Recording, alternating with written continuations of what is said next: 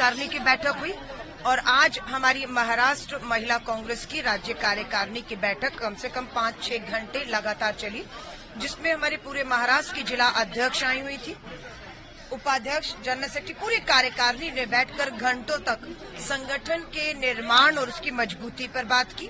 उसके साथ आने वाले समय में जो चुनाव है, इनकी क्या तैयारियां हैं, महिलाओं के क्या मुद्दे हैं। सबसे बड़ा मुद्दा आया कि महिलाएं महाराष्ट्र में सुरक्षित नहीं है। थाने में 9 साल की बच्ची हो या फिर नई मुंबई में 30 साल की हमारी एक बहन के साथ सामूहिक बलात्कार के बाद दोनों मामलों में हत्या हो जाती है। महाराष्ट्र की सरकार महिलाओं और बेटियों को सुरक्षा देने में फेल हो गई। ये मुद्दे आए। मुद्दा महंगाई का भी आया है कि घरेलू गैस का सिलेंडर, खाने पीने की चीजें महंगी हो चुके हैं। महिलाओं को आर्थिक ताकत दी जाए, इसकी मांग उठी है। हमारा न्याय पत्र जो आया था, नारी न्याय, महिलाओं को महालक्ष्मी के तहत हर गरीब परिवार की महिला को साल का 1 लाख रुपया, महीने का 8,500 देने की बात है। यहाँ मांग उठी कि क्या महाराष्ट्र के चुनावों में ये संभव हो सकता है। राजस्थान की सरकार, कांग्रेस की सरकार जब तक रही, 500 रुपया एलपीजी सिलेंडर मिलता रहा। क्या महाराष्ट्र में भी कांग्रेस और आने वाली हमारी जो इंडिया अलायंस की सरकार है, वो 500 रुपया सिलेंडर करके राहत दे सकती है। महिलाओं के जो सरकारी नौकरी है, जितनी भी महाराष्ट्र में सरकारी पक्की नौकरियों के पद खाली हैं, उन्हें भर्ती किया जा रहा है। क्या आधी आबादी महिलाओं को उस सरकारी पक्की नौकरी का अधिकार हम बेटियों को दे सकते हैं। तो महिलाओं ने संगठन पे महिलाओं की सुरक्षा, महंगाई, 33% महिला आरक्षण कानून पास हो गया, लागू नहीं हुआ।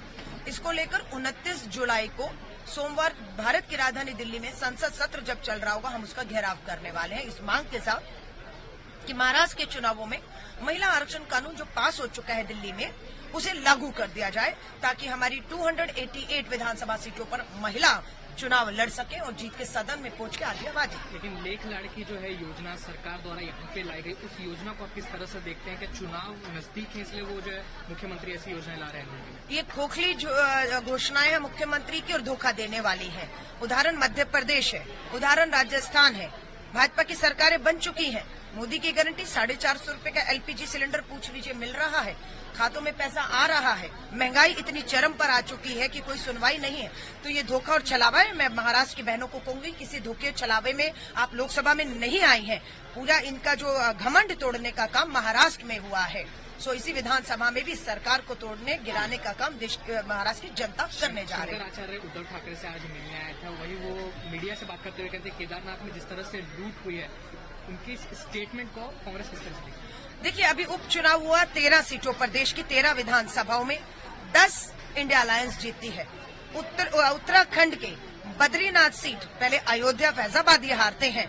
हाँ, उसके बाद आप उत्तराखंड की बद्रीनाथ विधानसभा की 2 सीटें दोनों हार गए। इनकी सरकार है डबल इंजन की, उत्तराखंड में हार गए। इन्होंने हिमाचल में हमारी स्थिर सरकार को देवभूमि कहा जाता है ना, वहां पर स्थिर करने की कोशिश की।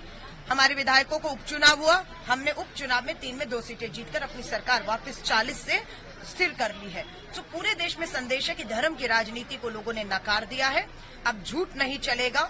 और अब पूरे देश में कहूं, जहां राज्यों के चुनाव है, झारखंड में विधानसभा का चुनाव है, महाराष्ट्र, हरियाणा, जम्मू कश्मीर में, हर जगह इंडिया अलायंस और कांग्रेस की पूर्ण बहुमत की सरकार बनने वाली है। और भाजपा की उल्टी गिनती इन राज्यों से शुरू होने वाली है। ये 5 साल सरकार चलेगी नहीं, क्योंकि सरकार क्या कह रहे थे, 400 सीटों का दावा, बहुमत नहीं मिला।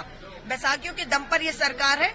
5 साल क्या, इन चुनावों में हारते ही, ये 4 राज्यों में, महाराष्ट्र में सरकार हारते ही दिल्ली की सरकार भी भाजपा की गिरने जा रही है।